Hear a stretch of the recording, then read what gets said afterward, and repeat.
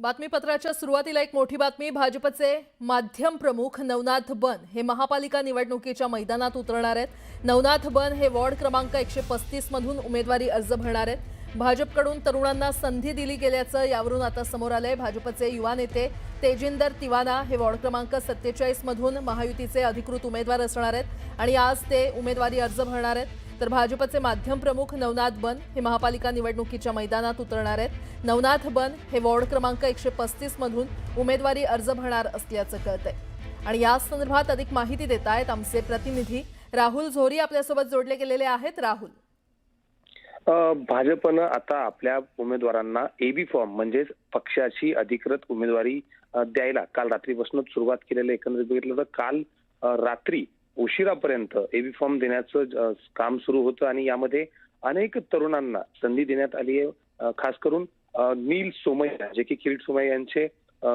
पुत्र आहेत आणि दुसऱ्या बाजूला तेजिंदर तिवाना आणि नवनाथ बन या दोघांनाही पहिल्यांदाच महापालिकेचे भाजपचे अधिकृत उमेदवार म्हणून संधी देण्यात आलेली। एकंदरीत बघितलं तर भाजप महायुतीनं जवळपास 80 जणांना काल एबी फॉर्मचं वाटप केलेलं आहे।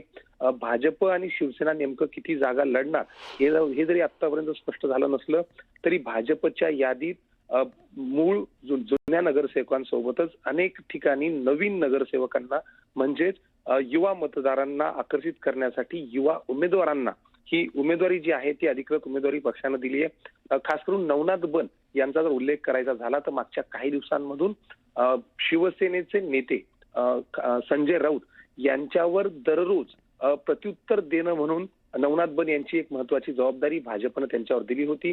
मागच्या काही महिन्यांपासून दररोज ते संजय राऊत यांच्या प्रत्येक गोष्टीला आरोपांना प्रत्युत्तर देण्यासाठी त्यांनी एक जोरदार धडाका जो आहे तो लावला होता आणि याच्यामुळं त्यांना परत एकदा महायुतीचा अधिकृत उमेदवार म्हणून त्यांची नियुक्ती केली असंच म्हणावं लागेल। एकंदरीत बघितलं तर नवनाथ बन हे जुने माध्यम कर्मी आहेत।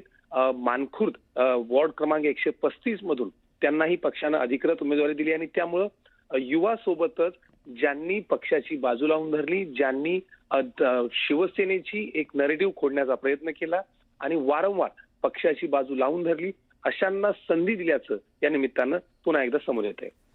ठीक आहे राहुल, धन्यवाद या संपूर्ण माहितीसाठी।